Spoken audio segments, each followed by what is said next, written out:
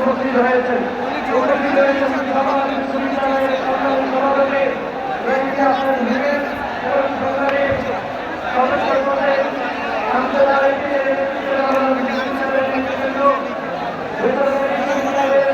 সভাপতি আবু হুরায়রা সাধারণ সম্পাদক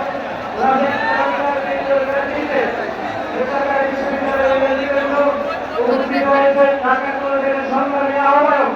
পিয়াল হাসান সম্মানিত সদস্য পদে মিলাদ হোসেনের নেতৃত্বে ঢাকা কলেজের নেতৃবৃন্দ